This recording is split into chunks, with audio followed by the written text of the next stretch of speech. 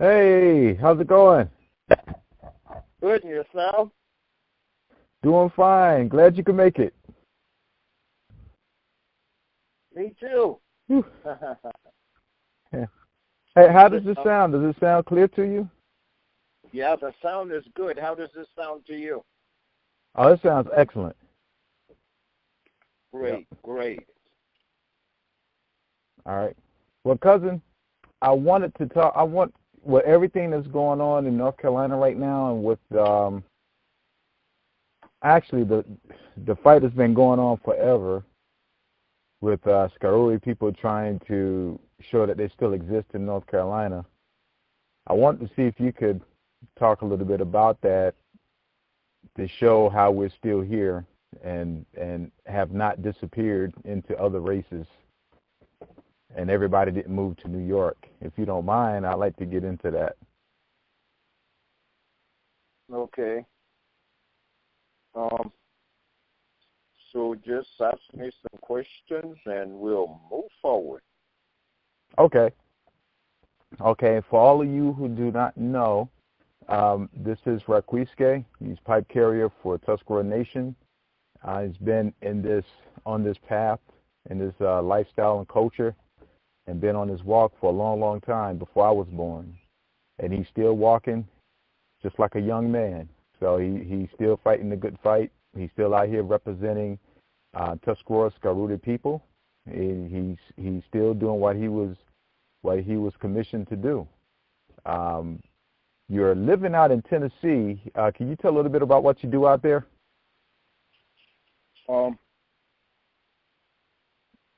Well, I do quite a few things. It depends on who it is. With indigenous people, I work to give them the help that they need when they come for help through our sacred ways. And also, I work with people from American peoples from all over the country, and also work with people globally in human development, which is a decolonization and a supporting them to decolonize themselves, to realize who they're not, and also to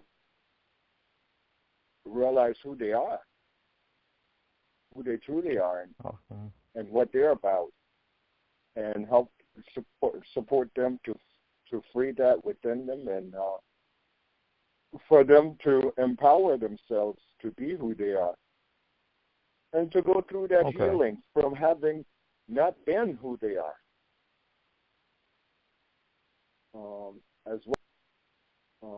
as well as empower themselves. So to support people to change their lives, to be more of who they came in this life to be, and that's my work. That's my business. So you help decolonize. RKKM Human Development. That's what I do.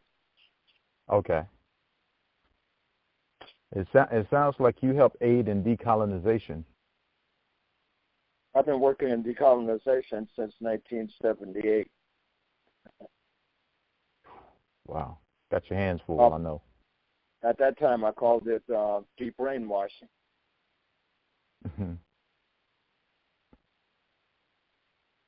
What's some of the biggest obstacles, some of your biggest hurdles in trying to help decolonize people? What are they stuck on the most? Well, the basic foundation is fear. And that fear is from being hurt through many different ways. They carry the genocide that is inherited through the generations, through their parents, and what their parents put on them as babies and children, not even realizing it. I mean, the parents couldn't help themselves, but they were a product of it, and don't even realize it. It's the fear. It's the fear because of being hurt. It's the fear because of what the ancestors went through, and also what the parents went through. You know, so many people have been molested. So many people have been physically abused. So many people have been mentally abused. So many people have been emotionally abused. And so many people have been through all of that. And so many people have been taught to be who they're not. And so most people on the planet are taught to be who they are not, because the ones who are in charge of this Western civilization, so to speak, the so-called head ones who are in charge of the education and the psychology and the so-called systems and ways of thinking that they program within the peoples to believe and think and live. So the people haven't taken a look to think for themselves. And that's the masses of the people, including our own people. We're caught up in their belief systems, their psychological, religious, and mental beliefs and thinking systems, ways of thinking. So it's a global thing. It's not just our own people. It happened a few thousand years before they brought it here, so they were masters of it when they got here. And so it's at the height right now. And but, you know, people are waking up. People are changing. Even our own people are waking up and changing. Those that are doing so in the ways that they can, through the things that they're realizing. Right. You know, so this is a basic. This is like the basis of what's going on. Eh? Okay. And what people have been subjected to. You know, we have to look at what happened to us. All peoples, we have to look at what happened to us. Who were we when we were who we were supposed to be? Who were we then? And good question. What made us change, and how did we change, and how did we become who we are now? What caused us to become who we are now? And is who we are now who we're really supposed to be? Yeah, I'm all ears. I would love for you to answer those questions you just asked yourself. Those are some great questions. Those are questions for the people to answer. Well, how about if we tell the people, if we give the people all the answers, people are taught to believe. So people need to find the answers for themselves, and not just, you know, think, well, I'm okay. Yeah, I'm who I'm supposed to be. Huh? But feel it out, check it out, research it. You know, look at it, check out oneself. I remember a couple of years ago you told me that we perpetuate the genocide from within. Do you remember telling me that? Of Can course. you elaborate on that a little bit, how we do that? It's very simple. If I don't feel good enough, if I feel less than, I've got to make myself as good as you, or I've got to make myself better than you, so I've got to put you down. I got to put people down. I got to be above everybody in order to think I'm feeling good enough, which is a great ego feed, rather than being a human being.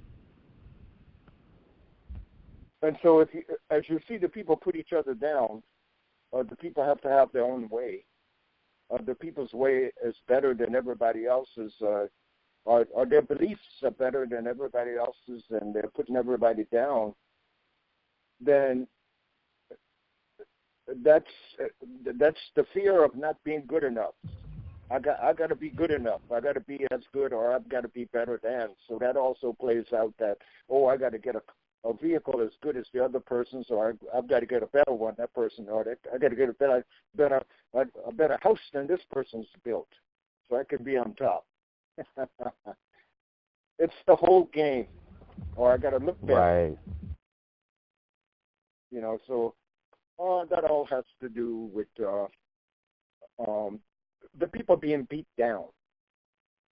The people were beat down in the Middle East and Europe and all those places before they came here. And so when they came here, they were masters of beating the people down, making them no good, less than, making them not worthy, making them feel as if we're not even human, not worthy of life.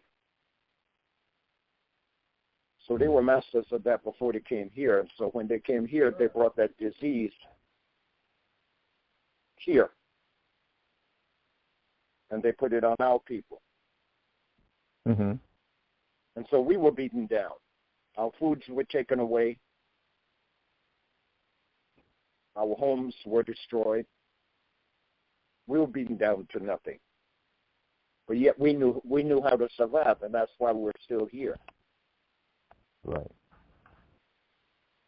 So it's all those things. You see that you see the ones who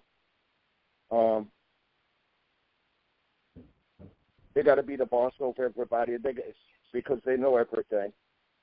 It's the whole ego game. To be good enough or to be better than. Right. And that's from the fear of not being good enough. And that's from the feeling of not being good enough. And they don't want to feel that.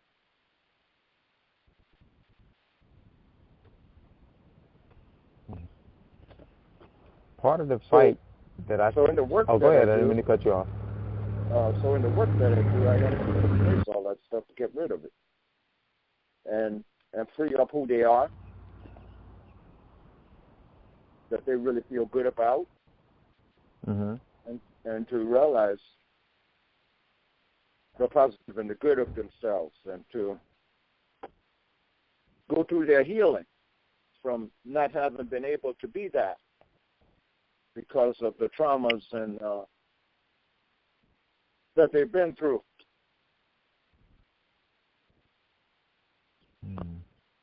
And everybody's gone through traumas. Whether it's a belief system that causes one to believe falsely,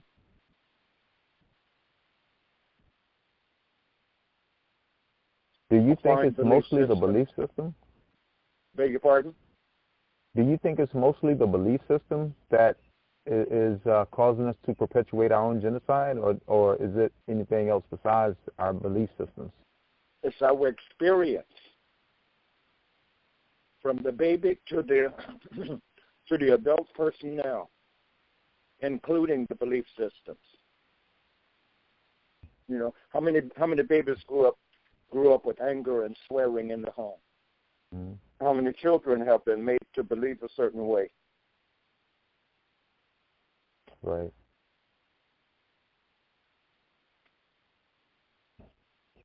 In the home, and then in school, and then by society. So you think we're our worst enemy, huh? Beg your pardon? You think we're our own worst enemy? No, I don't think it's it's realized and understood by me. I'm either my own worst enemy or I'm my best friend. And so in order to be my best friend, I have to face the enemies within me and free myself from them and go through that reclamation of who I am and go through that healing from all the scars and the hurts and everything that I've been through, go through that healing from that and to reclaim who I am and empower that, to be that. Reclaim who you are. Right. Self-reclamation. There's a lot of people got problems with that, cousin. Beg your pardon? There's a lot of people that have problems with that in Indian country. Are you familiar? I'm pretty sure you are, because you've been on this walk for so long. You have to be familiar with it. Just talking about the reservation Indians out in the Midwest, out in the plains, out that area. Seems like they say most of the people over here are just mixed blacks, that there's no Indians and everyone over here is pretending to be an Indian. So anytime you embrace reclamation, embracing your past, embracing your culture and your ancestors, a lot of people got problems with that. So what? That's their problem. That's what's inside of them. So do we allow what's their problems of what's inside of them negatively affect us? Mm-hmm. Because that's their problem. It's coming from them. They're the ones who are saying. Okay.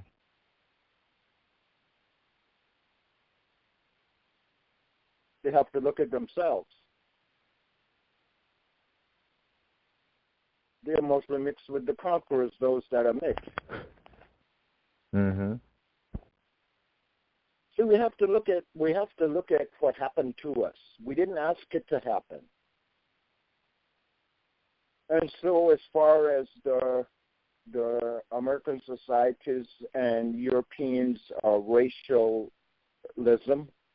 racist thinking and all of that kind of stuff, I mean, we have to look at ourselves, No child has to be born mixed with white or mixed with black or mixed with white and black or whatever.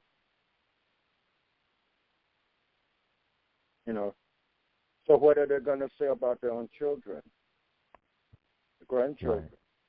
Right. We have to rise to that higher level. We can't be caught up in, the low-level way of thinking, the way the American society wants us to think, the way that genocide within us want us to think, and also will make us think that way and speak and be that way. In order to be able to create the greatest good, to support the greatest good in this life, we have to get beyond that. We have to go through that purification and that healing. Evidently, the ones who are saying those things are not doing that.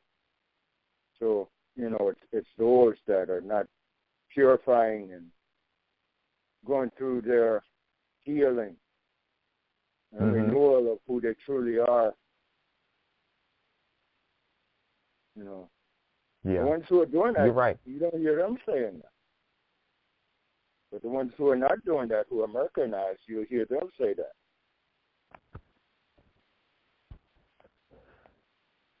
So we don't get caught up in that kind of thing. We don't have time for that kind of mentality, that kind of way of being. We just say, well, that's what's inside of you, and that's what you're putting out. You need to take a good look at yourself and face who you really are and what's in your family. Right. And you need to free yourself from all this genocide that is within you that's coming out on other indigenous people who are mixed. Yeah, well, the people in the West are mixed too. So what? As babies, they didn't ask for that. It's not their fault. But creation allowed it. And so it's a test. Are we going to be those real human beings? And are we going to look at each other and say, well, okay, this is what happened to us. We didn't ask this to happen to us.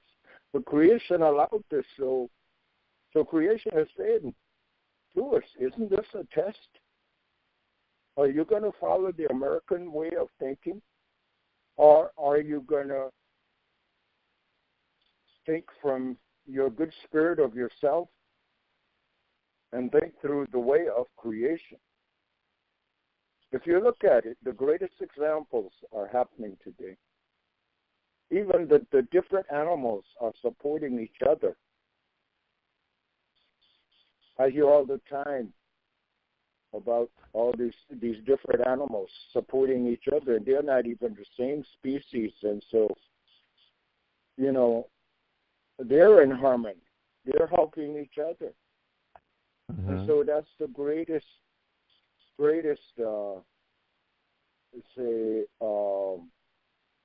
action to be shown. So if our relatives of the four-legged people and the winged people can support each other, and they're not the same, and those who are the same are supporting each other, then what are we doing to ourselves? See. Sounds like you're fading out on me a little bit. Can you hear me clearly? Yes, I can hear you now. Okay, could you hear me before? No. The last sentence, I didn't hear that. Beg your pardon? I didn't hear your last sentence. Oh, so the last thing you said? Yeah. Well, when creation and nature, the ones that are supporting each other, and they're showing it on Facebook, they're showing it, people are filming it, and all of this stuff. I hear about it. I'm not on Facebook. I don't have time for that. That's just me personally. You know, when nature can support nature, and nature can show us, and we can film it, and we can share it, how our relatives in nature are supporting each other when they're not the same species, and when they're the same species. You know, then what are we doing to ourselves by all the bickering and all the, oh, you're not this, or you're this, or all this kind of stuff, all that genocide within us coming out on each other. So, you know, what are we doing to ourselves? And what are we doing to each other? Right. You know. So we have to rise beyond that. Those who realize and understand, the ones who aren't going to. And we just ask our sacred creation to help them, you know, to help them to wake up and to realize what they're doing to hurt themselves and to hurt each other. Are you optimistic that we can do that? Well, I'm optimistic that the ones who understand will do that. I don't have time to worry about the other ones who won't do that. Mm-hmm. We have a responsibility. And so we either take on that responsibility to put ourselves in the place to support the greatest good in creation for the well-being of all life, or we don't.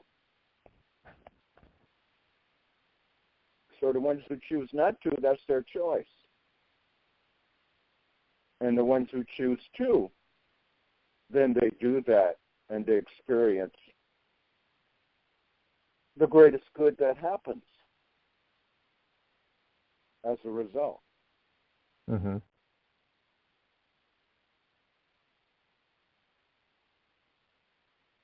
Well, cousin, if I can ask you, I want you to explain something that goes towards proving our existence in North Carolina.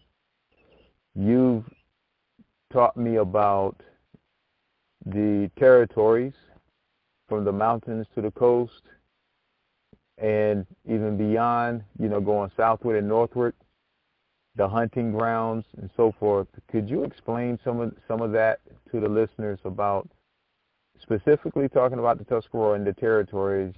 Because, you know, there's, like, for instance, the area that you and I come from, this huge green swamp area, that's been given away to, according to the scholars, they say that belonged to the Catawbas, and they give it away to everybody else except for the Tuscarora people. So if you want to elaborate on that a little bit about the territories.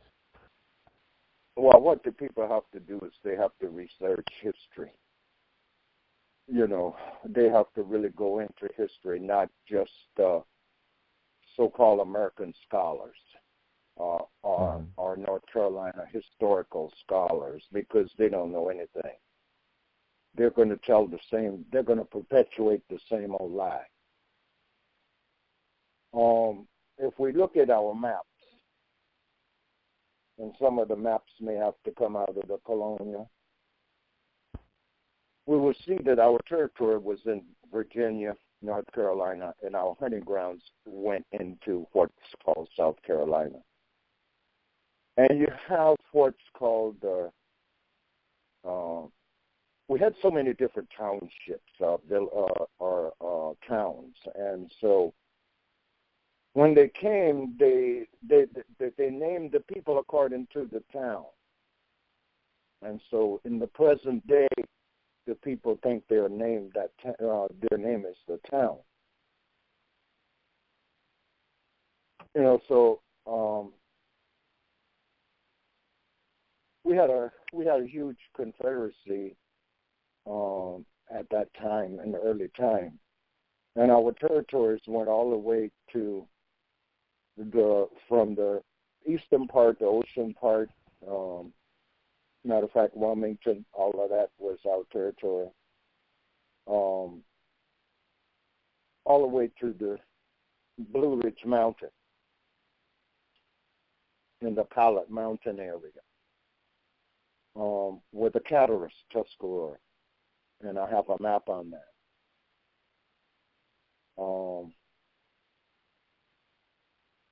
So we had three different dialects of languages of Tuscarora. You say that again? We had three different dialects of language, of Tuscarora language, according to the regions we were in.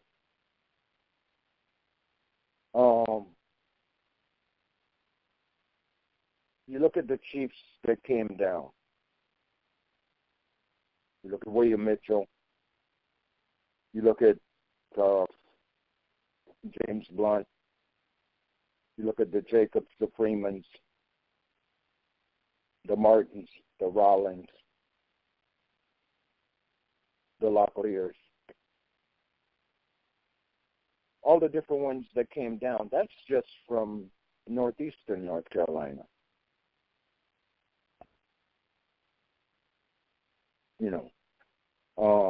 And that's not the only area of our peoples. So the other regions are forgotten, because our people perpetuate Berkeley County. It's like Berkeley County is the only place our people come from. Not true.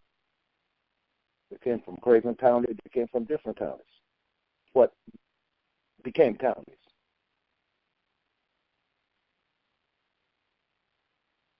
And our peoples also came from central North Carolina and different areas of North Carolina. So Bladen County became a place with a whole bunch of our peoples. And so they separated Bladen County into different counties. And they did the same thing with New Hanover County. They separated. And all of this is to separate the peoples and to acquire the land. Mm-hmm. And yes, our peoples became mixed. So what? We didn't ask for that. That happened to us. Our women were raped. Our girls were raped. All kinds of things happened. And then the white men came from England and different places, and they married our women to get the land.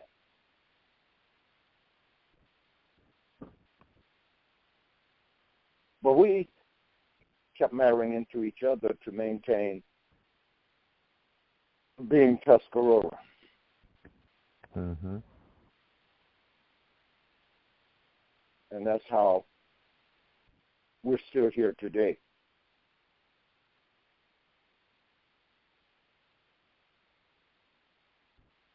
So this is a general thing. I've done a whole lot of research. I've probably got enough for a book or more, including getting land deeds that King George gave back to my grandmothers. Mm-hmm. As I mentioned to you before, if I remember correctly, that on the Martin side of my grandmother, Ann Martin, she was given back 2,560 acres, if I'm correct, and the amount of 640 acres, so in each lot.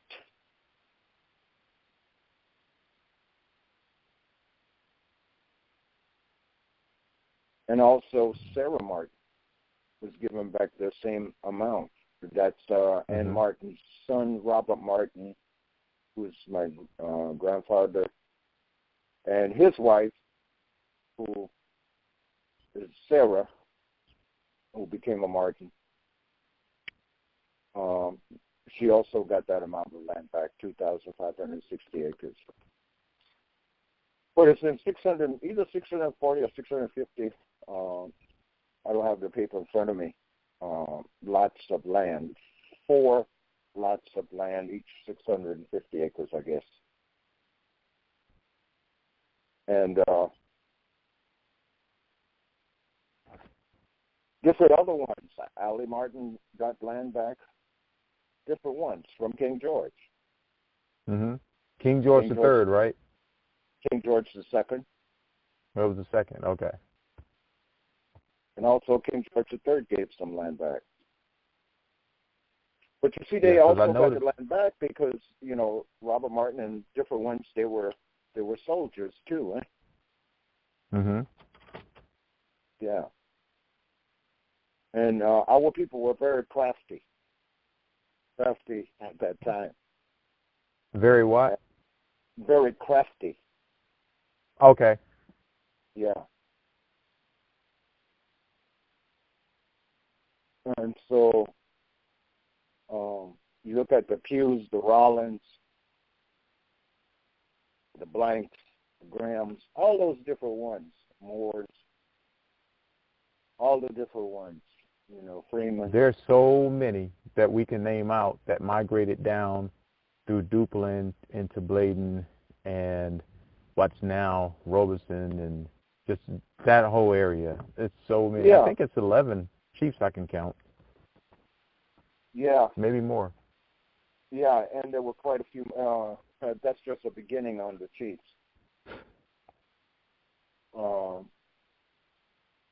Yeah, so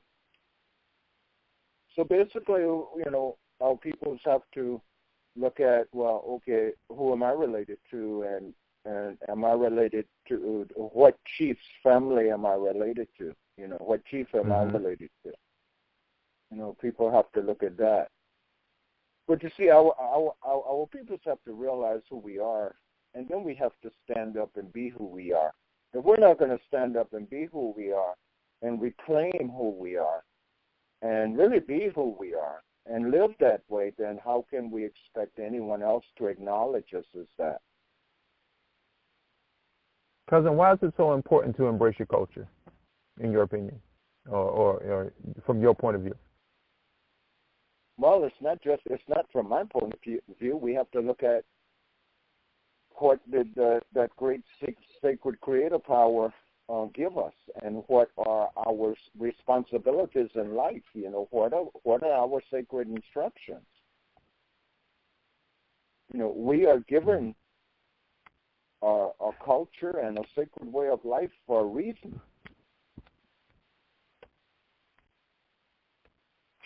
And that's why we're put on this earth.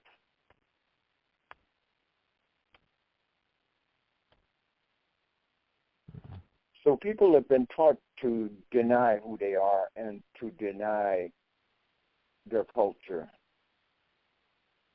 to deny even wanting to learn about their culture. They've been taught to not even want to learn anything different, because once you take the minds and the spirits of the people and make them the way you want them to believe and think, then of course they're gonna deny everything except for what they are taught and made to believe. Mm-hmm. It's only the ones who are strong enough and open enough inside themselves, who are not followers, that will question things and want to find. Because we're boiling down to our time limit here, because I know people's attention span, if you make interviews too long, you kind of lose people, even though you got a lot of good information. So I try to keep it within 30 minutes or so. Right, so I've great. been asked before, so I want to ask you, because you've actually went over this before, but I want, if you could go over it again, our connection with the Cherokee and the Hopi, because you actually work with some Cherokee people. I know in your work you work with indigenous people. You work with people. Doesn't matter the tribe, but I know there's the relationship that we had with the Cherokee. We were all one, and you also was explaining that with the Hopi, and I think that also extends to the Aztecs. Can you explain that a little bit? Well, if we look back in history, if we look back when we first came to this land, many people have their creation history and their migration histories. And if you look back, when we came to this land, we were out in Hopi country. And I was out in Hopi country last year. And I met this elder and traditional elder and medicine woman. And she said to me, "Welcome home." And I addressed her and told her who I am as a Tuscarora and a Cohenwa person, a real human being. And I shared with her our story, our history of coming to this land of North America. We came out in Hopi country, and we were there so long, and we received our sacred original instructions for this land in order to live here. And then we were told to migrate into the four directions, and so we migrated into the four directions, and we came north and ended up in the Great Lakes area, and then ended up coming to the southeast. And we broke off at one time. We were all Cohenwa people. They tell us, the old people tell us that we were the real human beings, Cohenwa peoples, which means the same thing. We're the real human beings. And then we broke off and we became different nations. And the Cherokees and us were the same people at that time. And that's why the Cherokees are our relatives. A lot of our people are, you might say, I'll say some of our people who are into the political thing, they are against the Cherokees because of a war that took place, because the white people tricked us and created the war. The British tricked us and created the war. And but we came back together after the war. We were allies, not enemies. And I've never looked at the Cherokee people as an enemy. I look at them as our relatives. And that's how I've been told, that they are our relatives. And so we don't get caught up in all of that kind of negative stuff. We don't have time for that. It's time for us to to come together and support each other, those of us who are going to do that. And it can't expect everybody to do it, can't expect most to do it, but because of our colonized situation.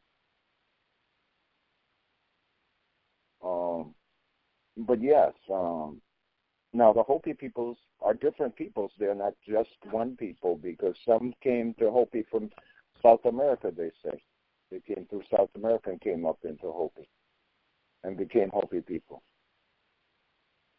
And the Mayan people and different ones, they went south to become Mayan. And also some of the Mayans, they say, come from the western islands in the Pacific that sank also when they came to North America and became Mayan.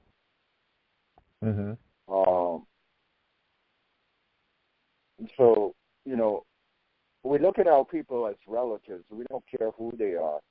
If they're Lakota people or Anishinaabe people, which are your Ojibways or Chippewas or whoever, or Apache or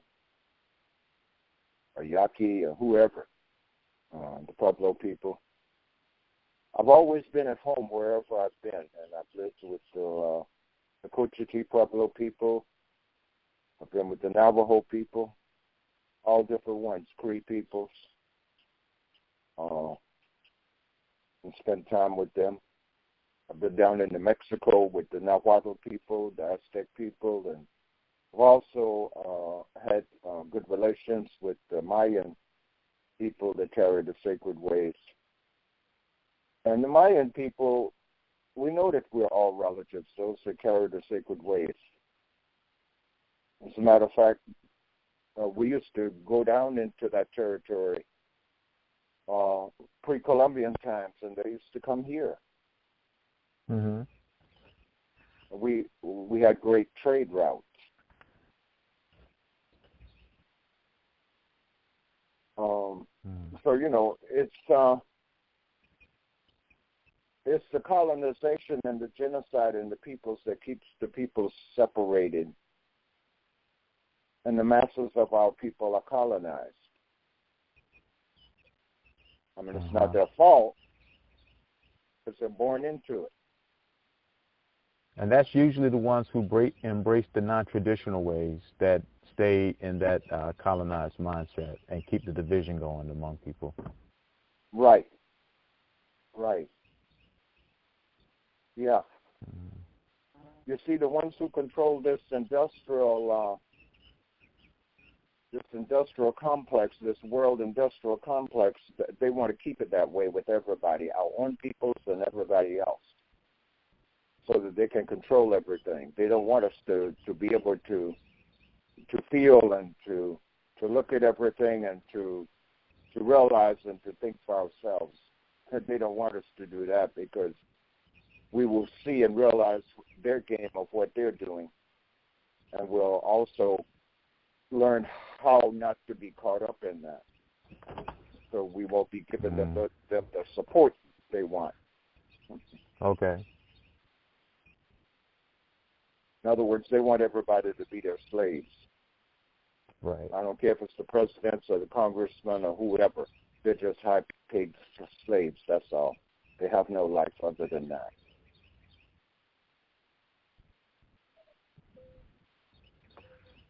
So before we end this interview, do you have any last words you would like to say, any words of encouragement, or things that you would like to see the people here do to unify and come together? Well, first we have to look at what happened to us. We have to take a look back, and we have to remember how we were before we became who we're not. And even if we have to research, we have to talk with people, and because, you know, pretty much everyone knows what's good and healthy and what's not. And if they don't, they can think about, you know, what is good and healthy. You know, is it good and healthy to swear around a child? Is it good and healthy to take drugs and drink alcohol? Is it good and healthy to, you know, to beat our wife or argue and fuss and fight,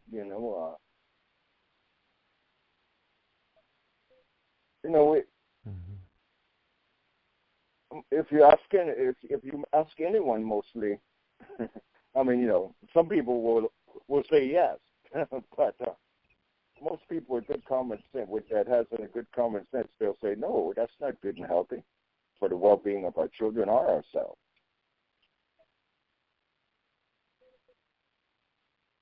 But can they live that way?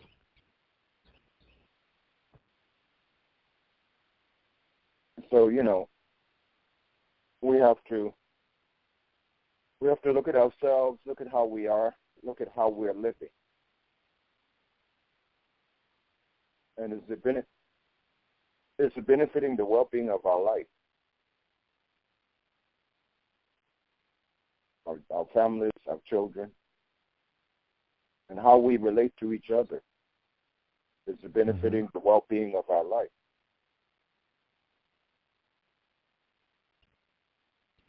Or is it not?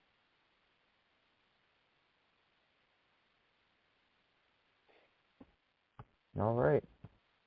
Well, cousin, I really appreciate you taking your time to share some of your wisdom. Out of my handful of teachers, you're definitely one of a small, special group that I really love receiving teachings from. So I really appreciate you taking your time to share today. Well, you're welcome. It's a pleasure. All right. Well, hey, I'll be in touch with you soon. I'll reach back out to you in the middle of the week anyway so we can talk a little bit more. But go ahead and wrap up the interview so we're good to go here. And until the next time, you have a great day. Okay, and all the best to you and your family. Yahweh, on it. Una.